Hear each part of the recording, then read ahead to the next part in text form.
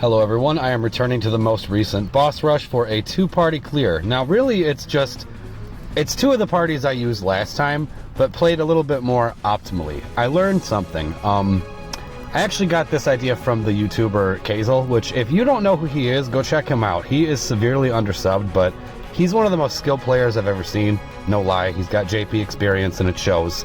The dude kicks ass, so go subscribe to Kayzel, because he's great. But I took a look at his, because he did a 2-party clear before I did, and I noticed he used my same first team right here, and he got way further than I did when I first did this. He got the 3rd wave down to red health, and I'm sitting here like, how is that? How did you even do that? And I was looking at it, and I think in his description, or maybe a comment or something, but he mentioned that he removed the speed passives from everybody here, which means faster EXs, which really helps out Gladio especially. So that way he can actually do some real damage on his turns, which is awesome. I still didn't do it as optimally as he did. I'm just going to be real with you. I am not very good at counter setups, at off-turn damage setups. I'm terrible at it, if I'm being real. But we got it done. Yeah, two things I'm not used to doing at all. That's counter setups and removing speed passives. I generally don't do either one of those things, and right here I'm doing both of them. But it seemed to work out. I mean, they got pretty far into Wave 3. Further than last time. They didn't get red health, but they got far enough for the second team to come in and get the job done. Now the calls, I brought the Hope call and the Saz call, simply to extend Gladio's blink buff, just like last time. It also helps to time it in this wave when they debuff you, because you can just kind of push most of them off. So that's helpful. And yes, I opted to speed up the battle speed this time because, yeah, this is at double speed, because I really didn't want to make another 30-minute video dedicated to this. Boss Rush is already long enough as is. So, I mean, I'm seeing complaints from people even having to do the fight because it's long. Even though you can take breaks and stuff, it's still, there's just a lot to it. So, I'm thinking about the people who are trying to do this and they're spending forever trying to get through it and then they don't make it. And then they're going to go ask for help and look up videos, and they got to watch like a 30-minute, 45-minute video. That's too much. And then go back into the fight for another 30 minutes.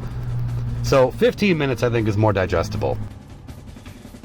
So another thing I'm doing here that I'm attempting to do anyway when the opportunity arises is breaking them out of order so that we can get more counters in. Which, again, I mentioned this before, but that is really counterintuitive to the way I'm used to playing. Like, normally, I'd want to break their turns back to give me the turn advantage, but no. You want them to have the turn advantage. There we go. So that's wave 1. I think that was 29 actions left. Yeah, that's not so bad. Okay, now right here, I decided to switch it up. Any day now. There we go. The reason I'm bursting right now, that's what we need. Dude on a motorcycle? Whatever. Okay, sorry. The reason I'm bursting right now is because I know that they're going to cleanse at 80%. So it would make no sense to give them a bunch of turns and then not do Trey's off-turn damage, because if I were to apply Firewall right now, they're going to cleanse it way too fast. So I'm like, you know what? It would probably make more sense to just burst them down early. See, look, 85% already. So now all we got to do is get him down, then they'll cleanse, which I think Gladio is going to take care of right now. Yep, there we go. So that means on Trey's next turn I can reapply Firewall and it won't get cleansed, which is awesome. I don't like that though, coming at us. That's quite a bit. There we go, that's much more manageable right there. That's not so bad. Okay. Firewall, cool.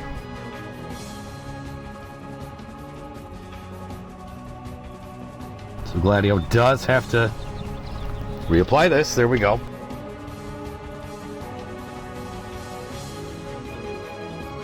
The Paladin LD takes care of the orb here. I'm also seeing other people struggling because they're building teams that are just damage, and then the orb is killing them because they don't have enough healing. I would highly recommend Paladin Cecil for the first wave. Just go off turns with Paladin.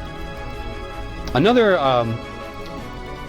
team I did for this, because I did a no synergy run, because I'm sure there's people out there who don't have access to super synergy. I didn't record this, but I'll just talk about it here.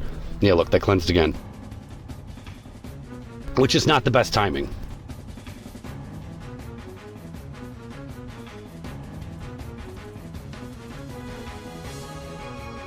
So we got to put it right back on, which is unfortunate. What was I going to say? Oh yeah, a good non-synergy party one, in my opinion, would be Paladin, Cecil, Gladio, and Sarah, if you don't have Trey. I know Sarah doesn't do off-turn damage, but she pumps up everybody else's damage even more, which is really helpful.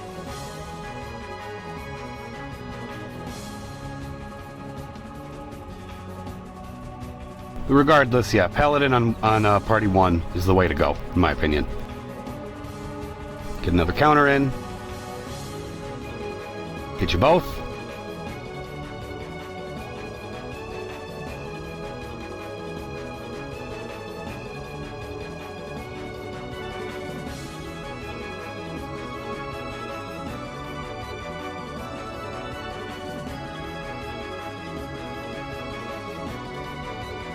So that means Trey can bring the arrows, which means we have a counter, we have a firewall, and we have arrows. That's so good. I love that. I think Paladin has an LD left. Yeah, might as well just use it. Dump it on these guys.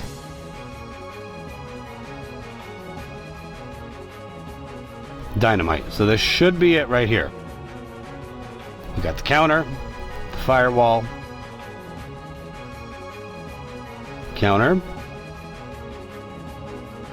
and dynamite. Beautiful. Awesome. So 10 actions left, and we still have our summon, which is great.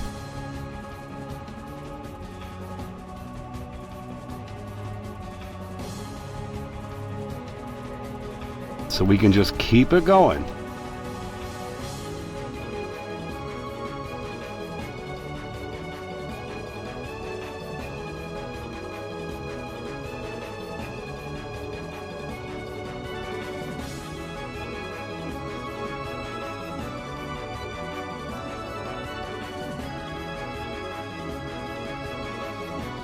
That's awesome that you're getting 2 turns. That means you're going to get hit twice. Well, 4 times, really.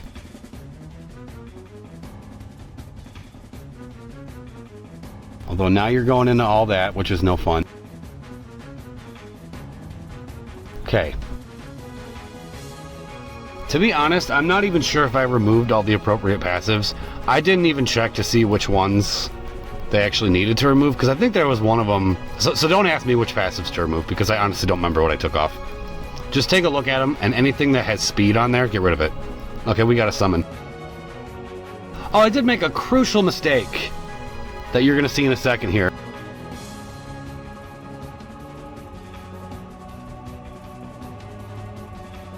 If you haven't figured it out already, it is going a little fast, I know. So that means we can launch into this.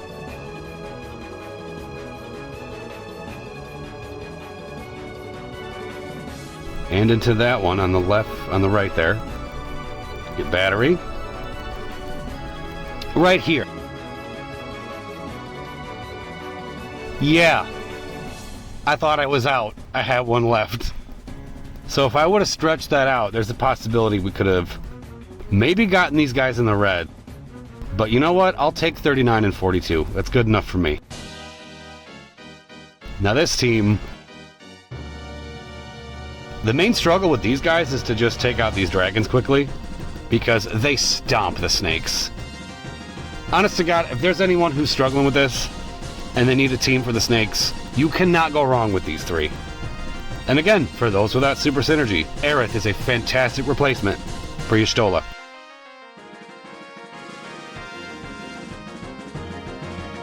It just stacks even more HP damage up on top of the Onion Burst effect, on top of Vital Crusher.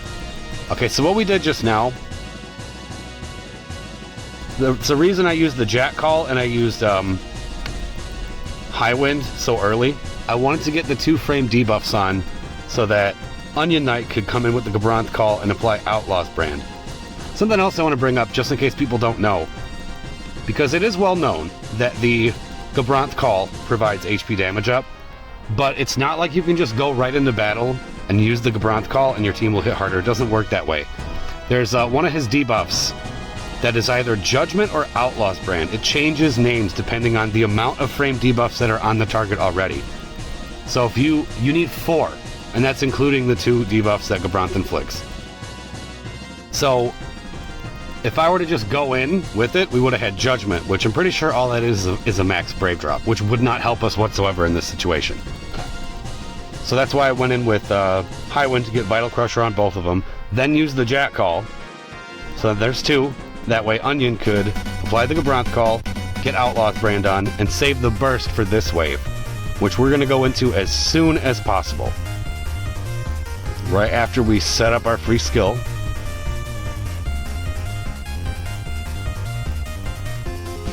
Oh, and absolutely the first thing you should do when you get here with Onion Knight is C65, because these things are already weak to ice. You don't need Imperil, since they don't let you Imperil anyway.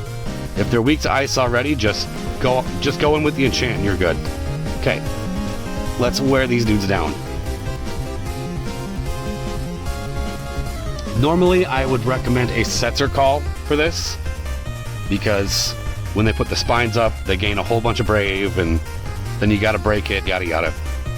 But with Freeze, they just stay at 0, so they're easier to break. But this is not a situation that calls for that. This is a situation that calls for damage, if we're trying to rush this down with 2 parties. So I opted for the Squall Call instead, because it also doesn't inflict a debuff. So look, now we have our burst effect, we have our enchant. Squall can do max damage. If I would have done that before the burst, before the enchant, that would have wet noodled something fierce. We don't want that. That's right, keep capping. Perfect. And that triggers these spines. Right on Arenea's turn, all according to plan. So there goes 1.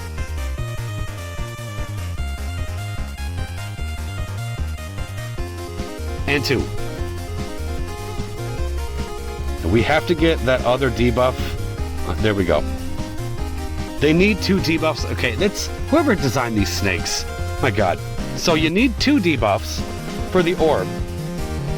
But if you apply 2 more, the fight is over for you. So it's like you have to bring debuffs, but don't bring too many. So figuring that out is kind of a pain. But once you get a good comp, these snakes go down pretty easy. The hard part is just figuring out which combination of people to use.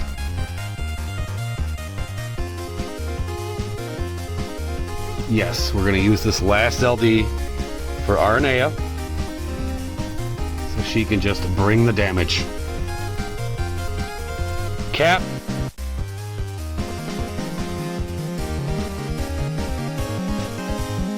There we go. So the second we get out of here, oh my God.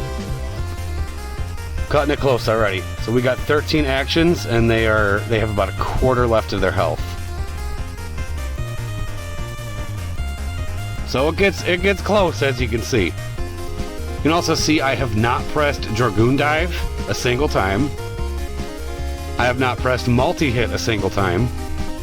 And I have not pressed Medica a single time. We're going all AoE damage here. We have to.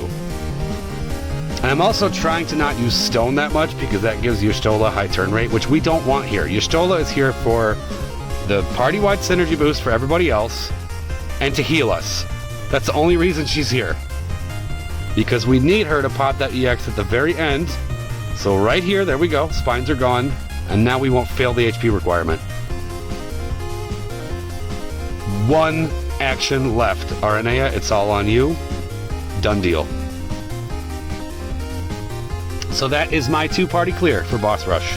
I know a couple other comps can do it, but this is my entry. All right. Well, I hope you guys enjoyed, and thank you for watching.